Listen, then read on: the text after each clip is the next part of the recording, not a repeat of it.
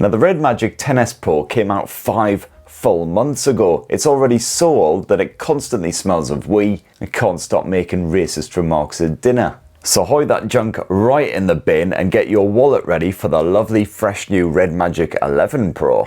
It's the limberest gaming smartphone on the block and the first to be powered by Qualcomm's beef-tastic Snapdragon 8 Elite Gen 5. Now I've been thoroughly testing out the REDMAGIC 11 Pro these past few days. I've enjoyed endless kneecappings at the hands of filthy urchins on their school holidays in titles like Call of Duty, and routinely had my tits ripped off by angry wildlife in games like Wuthering Waves. It's a good thing good old Mora's on hand to cheer me up then. Captain, stop! Stop! I surrender. I surrender. What's happened with her voice? Why has she gone all AI? For more on the latest and greatest tech, please do subscribe, ding that notifications bell. Cheers! So first, let's begin with a retrospective unboxing. What you get slapped in there besides, of course, the REDMAGIC 11 Pro. Well, my review sample came with a charging adapter. You probably won't get that in the EU thanks to good old regs. Here you've got yourself a lovely bright red USB cable. And they've even kindly chucked in a condom case so you can slap that around your REDMAGIC 11 Pro, and it's even ribbed for your pleasure. And that's it, absolutely everything that you get chucked in the box. Now the REDMAGIC 11 Pro does sport a few design changes over the previous generation, even though on the surface it is once again an absolute brick. As always, completely flat edges and surfaces, slightly rounded corners, but yeah, slightly is generous. It's almost 9mm thick and it weighs 230 grams, which is as much as some of those fresh new foldable phones. But then when you consider the amount of tech packed into this thing, it's not really much of a shock. As usual, an aluminium frame, and you've got yourself Gorilla Glass front and back, though Nubia didn't say what kind of Gorilla Glass, but it does feel like you've got a pre-installed screen protector on there at least. You've got a choice of 3 different colours: Cryo, Night Freeze, or this here Sub-Zero Effort, or in normal speak, Matte Black, Transparent Black, or Transparent Silver. And if we flip around to that lovely transparent back end, you'll see there's quite a lot going on now, not just the usual obligatory RGB shenanigans, but the eye is drawn inexorably to that wide gaping ring right in the centre there.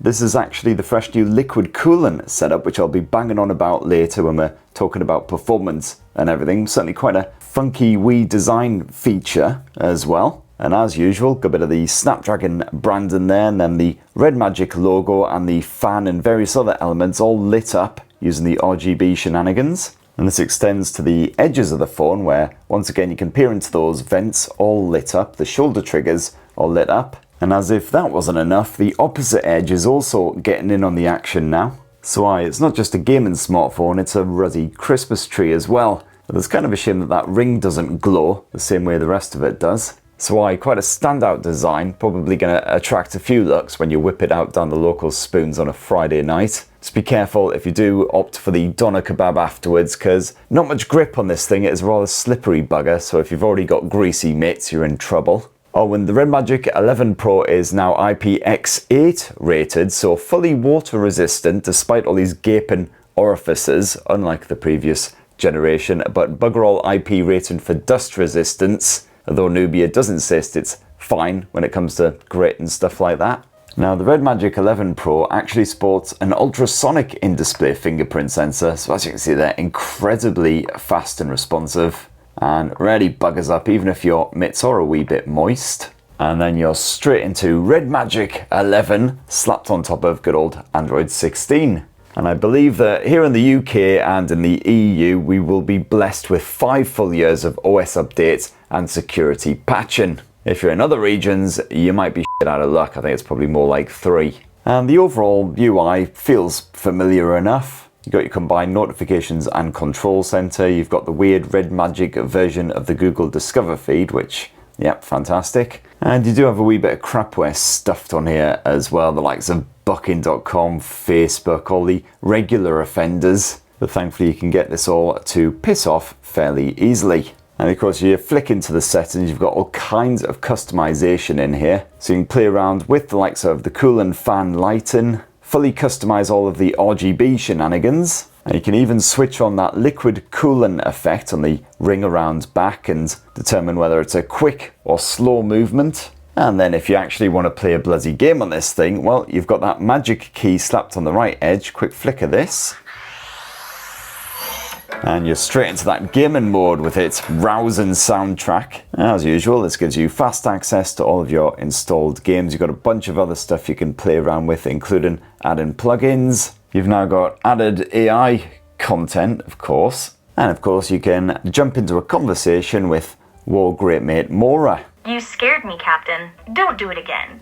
Unfortunately, her original voice appears to have been replaced with just a robotic AI thing. Dear Captain, are you ready for the next round of battles? And what the hell happened? She sounds like she took a bat to the head or something. And good news on the storage front, it's UFS 4.1. You've got minimum 256 gigabytes. I believe it's only the matte black version that comes with that. I believe these transparent models come with a minimum of half a terabyte, and you can upgrade to a full terabyte if you're going to be downloading lots of big bastards like Wuthering Waves and Genshin Impact. Now, as usual, when you're actually in a game, you can drag out that old game space menu with a quick swipe from either side like so. This offers absolutely tons of features, so you can quickly tweak settings like the screen brightness, the volume. You've got a small selection of gaming modes to choose between. Good old Eco if you're just playing something fairly low key. Otherwise, all the way up to Rise, and there is a Diablo mode as well if you want to absolutely push that performance to the maximum. And yes, even good old game space has been pumped full of AI now, so you've got this little AI coach thing that scrolls along the bottom, giving you little tips and tricks on how to use all of the various features. You can give this wee icon a tap and ask it questions as well if you're stuck on anything. This can give you strategies and little tips and tricks on how to get better at whichever games it is you're playing. So for instance, here in Wuthering Waves can help you with upgrading your characters, etc. As always, plenty of other bits chucked on here, so you can directly control the fan. You've got an info panel that you can pull up if you want to see how your game is playing. You can record the action, you can make sure that you're not interrupted in the middle of a gaming session. And there's also a new Mora mouth feature, which apparently can reply to in-game chat on your behalf, either with cute and sweet replies or with funny, cynical replies. And as always, of course, you can turn on and customize those shoulder buttons, the shoulder triggers, if you want. It's just a quick tap of this icon up here. Just drag these wee icons onto whichever on-screen virtual buttons you want the left and the right trigger to replace.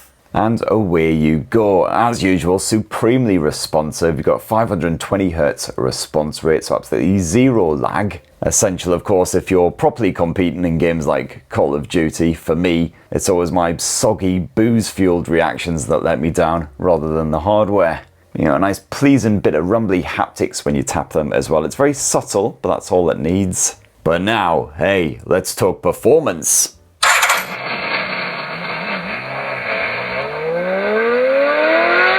Quite. And the REDMAGIC 11 Pro is the first gaming smartphone and one of the very first phones to be powered by Qualcomm's Snapdragon 8 Elite Gen 5, possibly one of the most clunkily titled mobile chipsets of recent times, but an absolute beefcake. And that's backed by up to 24 gigs of RAM and the absolute Billy Big Bollocks top-end model. My review model has 16 gigs of RAM and it's still a proper frickin' monster. I wasn't too shocked when I played Wuthering Waves on the highest possible graphics settings, everything ramped up to the maximum possible levels, and the REDMAGIC 11 Pro coped with it as if I was just playing a bloody game of Wordle.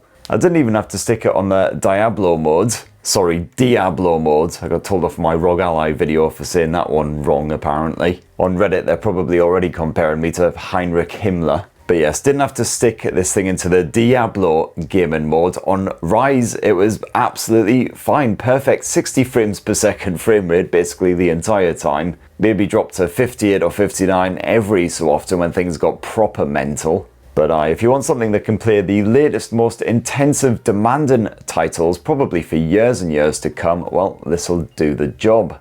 And naturally, of course, because Wuthering Waves plays so well, you won't be shocked to hear that the likes of Call of Duty Mobile and other titles that are actually optimized play wonderfully again on those maxed out settings. Again, there's not a single judder in that frame rate the entire time, even if you're gaming for hours at a stretch. And you got that RedCore R4 chip stuffed in there as well, which helps to monitor the gaming performance, the cooling system, and power some of those in-game features.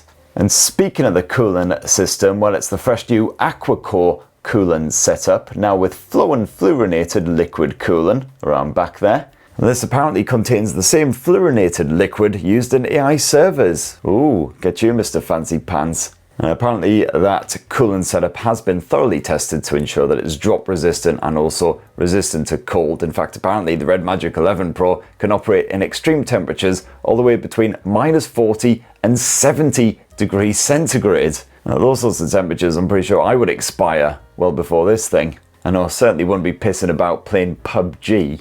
And as well as that, you've also got an enlarged vapor chamber, which now covers over 13,000 square millimeters, stretching from the camera right down to that bottom speaker. And as if that wasn't bloody enough, they've also shoved that fan in there again, which now hits 24,000 RPM. And yet is also somehow whisper quiet. So the fan's on just on a low mode right now, can't hear it at all. If I chuck it up to the maximum freeze mode,